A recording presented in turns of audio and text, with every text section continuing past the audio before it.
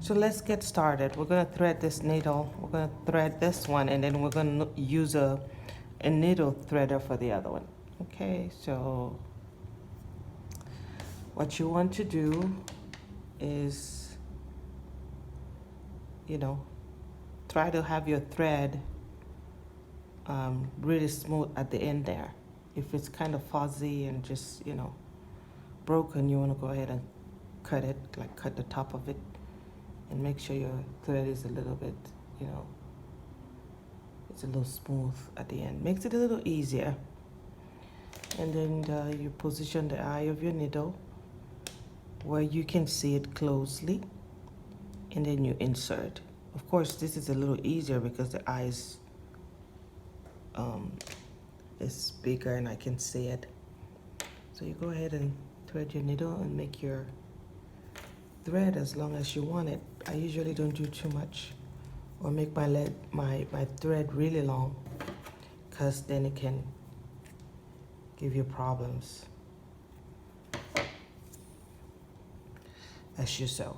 Okay, just sort of like so. Okay, so before I knot my thread, let's do another needle. We're going to use this one. I think it has more, I think a smaller eye. Let's see if we have a needle here with a real small eye. Okay, so I went ahead and I chose a different needle. This one has a really small eye. See that? Really small. You can barely see this. Now, forgive my nails. This is quarantine life, so my nails are suffering just as much, okay? Look at that. I try to do it, but my right hand always looks like a stepchild because the left is just like, okay, I don't know how to do it. But anyways, this little eye is so small, so I'm going to be showing you using this needle eye. It's probably going to be a challenge, but keep watching. So we're going to use this thread, and at this point, the tip doesn't even matter. See how a little bit fuzzy it is, or it looks. Yeah. So because we're going to be using a needle threader, I'm just going to use the thread as it is. So I'm going to use my needle threader here, and what I usually do is, it's a little wire type thing. It has I don't know what you call this part, but I guess this is to be able to hold it. And usually when they're so tiny, I try to see if I can press this together. Usually I can't, but I can. Look at that. Mold the wire a little bit, like so. And try to insert the wire as...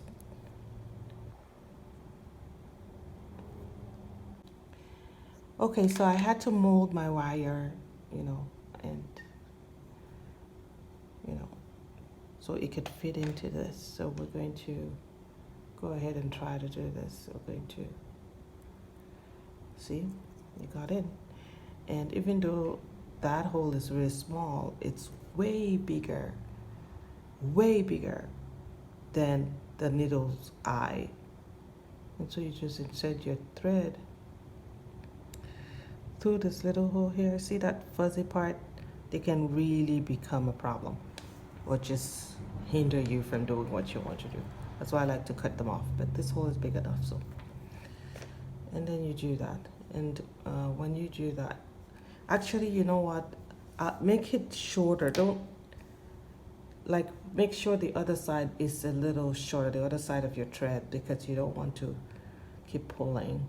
So then you just pull through that eye and pull your thread through it, and there you have it. And then you can take your needle threader off. Forgive me, I'm kind of doing this video out in the open, so you're going to hear cars going by and all kinds of things. Okay, don't be mad. So there you have it. Okay, so we just threaded this needle. There's so many different type of needle threaders out there. Go looking. If you have to hand sew a lot, you want to get you a needle threader. Now let's make our knot before we do our stitches. So to make a knot, what I personally do, I try to keep this hand moisturized, or put some Vaseline on it. Some people may use beeswax, that kind of thing, or probably put beeswax on the thread to make it really smooth and easy. but you know, I try to keep my fingers moist. And what I personally do, and what I do often, is kind of wrap the thread around my index finger like so, and then I kind of roll down my index finger and pull. Okay, so that's how I do. Make a knot. And then there's another way to do it. What you need to do is hold the end of the thread between your thumb and your index finger, like so. This is the end of it, like hold it between your thumb and index finger. And then, you know, you want to do the same for your, for the eye of your needle. Right there, you want to hold it between your thumb and your index finger, like so.